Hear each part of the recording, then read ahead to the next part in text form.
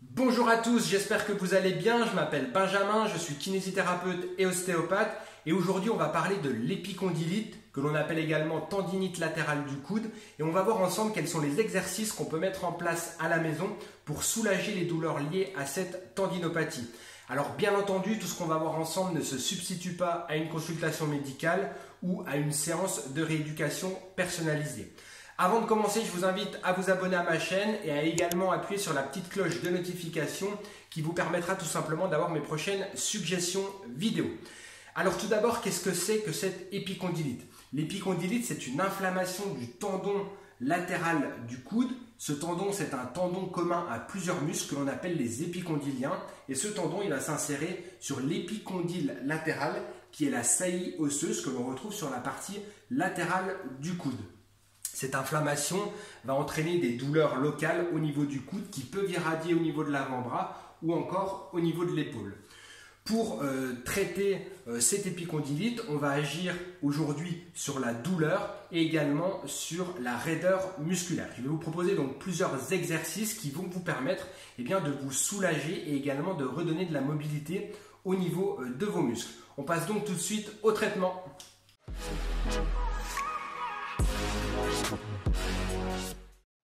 Alors, avant de commencer le traitement antalgique, je voulais apporter une petite précision sur les différents termes que l'on va utiliser pour qualifier cette tendinopathie. Vous allez peut-être entendre épicondylite, tendinite latérale du coude ou encore tennis elbow.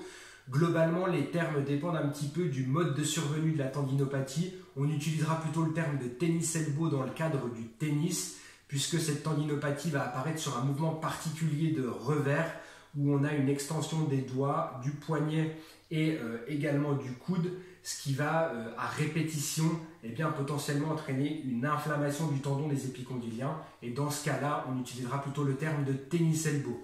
Dans un cadre professionnel ou quotidien, on utilisera plutôt le terme d'épicondylite ou encore de tendinite latérale du coude. Voilà pour cette petite précision. On passe donc tout de suite au traitement antalgique. Je vais vous montrer 3 méthodes différentes. La première, c'est le glaçage. Donc vous pouvez utiliser une poche de glace que vous trouvez en pharmacie par exemple, ou alors de façon un petit peu plus maison, vous pouvez prendre une poche de petits pois congelés que vous appliquerez sur la zone. Je vous conseille de mettre un chiffon au niveau de votre coude, de placer ensuite la glace dessus à peu près pendant 20 minutes. Ça, c'est la première technique que je vous préconise lorsque les douleurs sont bien présentes et que vous sentez que vous êtes dans une phase qui est plutôt aiguë. Deuxième technique, c'est ce qu'on appelle la cryoargile. Donc c'est une argile de soin avec des huiles essentielles et également différentes plantes. Pour l'appliquer, vous avez juste à badigeonner par simple application et ensuite vous cellophanez la zone et vous laissez pénétrer pendant à peu près 2-3 heures jusqu'à absorption complète. Ça va faire un effet chaud-froid qui va permettre d'avoir une diminution des douleurs au niveau de votre coude. Donc j'en parle beaucoup de la cryoargile dans mes vidéos, mais je trouve que c'est vraiment un moyen simple et efficace pour agir sur les douleurs. Ensuite, il y a le massage. Alors le massage, vous pouvez le faire avec une huile neutre, vous pouvez le faire avec des baumes. Donc ça peut être des baumes à l'arnica, ça peut être des baumes camphrés, baumes du tigre. Le but, ça va être à la fois la technique de massage et à la fois l'effet que vous allez rechercher au niveau du baume. Le baume à l'arnica va plutôt avoir un effet antidouleur. Le baume du tigre va plutôt avoir un effet chauffant par exemple, qui va contribuer à détendre les contractures musculaires. Alors, si vous mettez un baume pour l'appliquer et avoir un effet intéressant, il faut l'activer, c'est-à-dire que vous allez faire tout d'abord des frictions pendant une trentaine de secondes assez toniques. Et ensuite, vous allez pouvoir faire des manœuvres dans le sens des fibres musculaires. Donc, vous pouvez placer votre main comme ceci et vous allez descendre tout le long de vos muscles. Donc, vous partez bien du tendon des épicondyliens et vous descendez jusqu'au poignet. Donc vous faites toute la partie latérale du bras pour détendre tout simplement tous ces épicondyliens.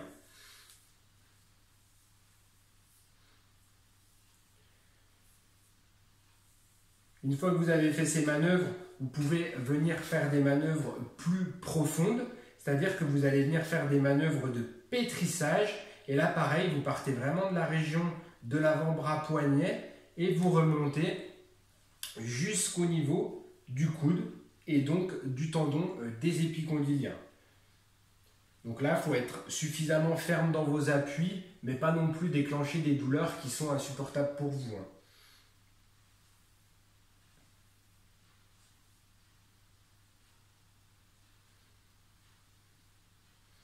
Voilà pour cette technique simple de pétrissage.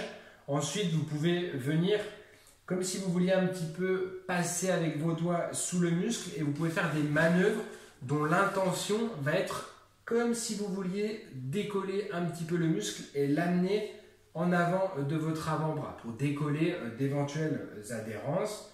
Donc vous venez vraiment tirer sur les loges musculaires. Plutôt des techniques qui vont être axées sur les fascias. Et ensuite, une dernière technique.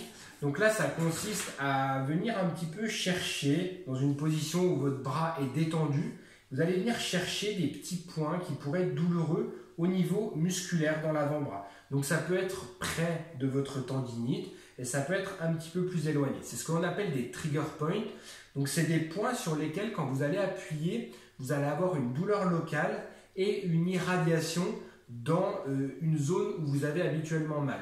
Par exemple, si votre tendinopathie, elle vous fait des douleurs au niveau du coude et des irradiations dans la main, au moment où vous allez appuyer sur ces points, vous allez avoir une reproduction de ces deux douleurs. La douleur du coude et son irradiation douloureuse dans la main.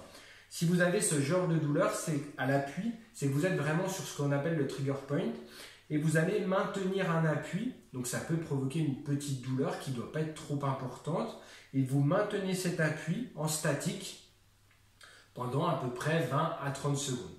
Ensuite, vous pouvez repartir sur une technique de massage comme je vous ai montré et puis vous pouvez revenir retester après ce point, voir s'il est aussi douloureux qu'il l'était la première fois. Voilà pour ces techniques de massage qui sont assez simples mais qui sont bien ciblées sur la détente musculaire de l'avant-bras et également sur les trigger points. Vous pouvez également, bien entendu, aller un petit peu sur le tendon, mais voilà, si c'est trop douloureux, n'insistez pas. Si vous tolérez, vous pouvez aller faire des petites frictions sur le tendon pour contribuer à sa détente. Voilà pour les 3 techniques antalgiques que je voulais vous montrer, donc le glaçage, l'argile et les techniques de massage. Dernière précision, vous allez me dire, oui, mais dans les 2 premières techniques, il y a plutôt un effet froid et dans la dernière technique, il y a plutôt un effet chaud avec le camphre ou encore le baume du tigre.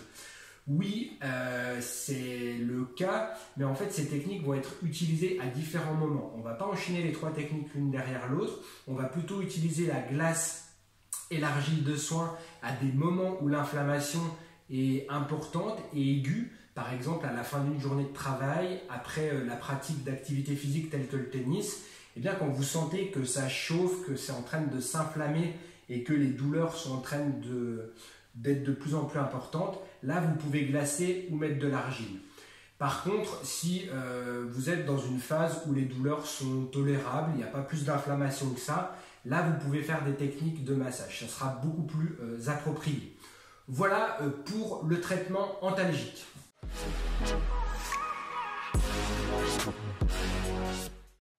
Alors, dans cette partie de traitement, on va voir comment redonner de la mobilité au tissu musculaire et pour ce faire, on va effectuer des techniques d'étirement musculaire. Ces techniques d'étirement, elles vont viser à redonner de la souplesse aux muscles. Elles vont également viser à diminuer les contractures musculaires que l'on a au niveau des épicondyliens et à donc diminuer la tension qu'on a au niveau de notre tendon des épicondyliens.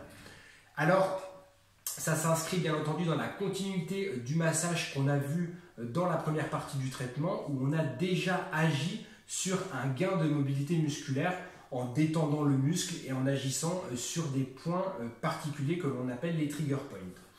Alors, au niveau de l'étirement, eh bien, pour l'effectuer, l'étirement des épicondyliens, on se place tout d'abord en flexion de coude, on va venir serrer le poing, faire une flexion de poignet, on vient mettre la main opposée pour majorer la flexion et on va venir faire une extension dans cette position du coude. Ensuite, on peut mettre un tout petit peu de rotation pour venir étirer un petit peu plus les épicondyliens. Et là, vous devez ressentir une tension musculaire à ce niveau-là, au niveau tout simplement du tendon des épicondyliens. Vous faites à peu près 15 secondes de maintien, 10 secondes de repos entre chaque étirement et vous faites à peu près 3 étirements. Donc 3 étirements de 15 secondes avec 10 secondes de repos entre chaque. Voilà pour l'étirement des épicondyliens.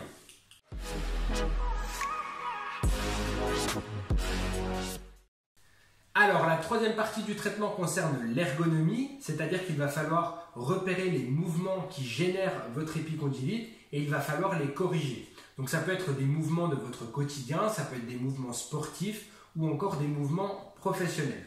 Au niveau sportif, il faut faire une analyse gestuelle, c'est-à-dire voir si vous effectuez des mouvements qui sont ergonomiques. Et il va falloir également voir si votre équipement est adapté. Dans le cadre du tennis, il faut voir si votre raquette, par exemple, n'est pas trop lourde.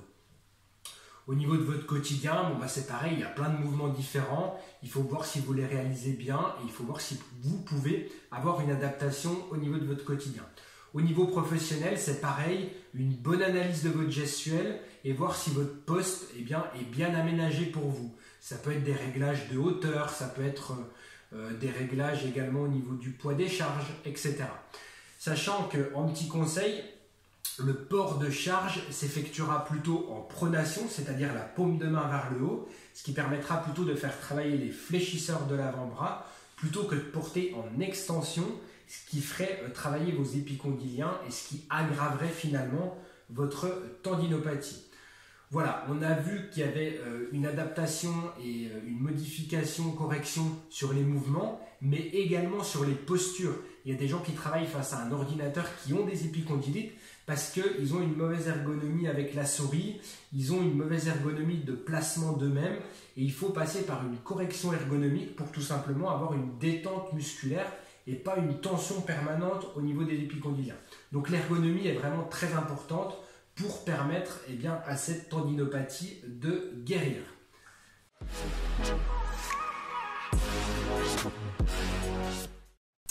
Alors, pour aller plus loin, quelques conseils et techniques supplémentaires. Pour savoir si c'est adapté pour vous, je vous invite à vous rapprocher de votre médecin ou de votre thérapeute qui saura vous répondre. Première chose, parfois il faut du repos. Parfois, il y a une inflammation qui est très importante et il va falloir quelques jours ou semaines de repos pour que cette inflammation diminue et ensuite on pourra attaquer une rééducation qui est adaptée. Parfois, ce repos est indispensable pour avoir une diminution de l'inflammation.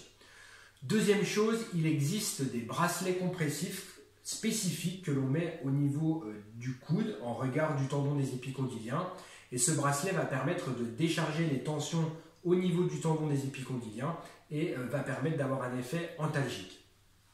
Le bracelet ne doit pas être trop serré, sinon on va entraîner une majoration des problèmes vasculaires au niveau du tendon et il doit être suffisamment serré quand même pour avoir un effet antalgique. Il existe également des orthèses ou des coudières qui peuvent être indiquées. Troisième chose, on a parfois indiqué les ondes de choc en cabinet de kinésithérapie. Donc c'est un dispositif spécifique de percussion en regard du tendon inflammé qui va permettre d'agir bénéfiquement sur l'inflammation. Quatrième chose, on peut avoir recours aux infiltrations.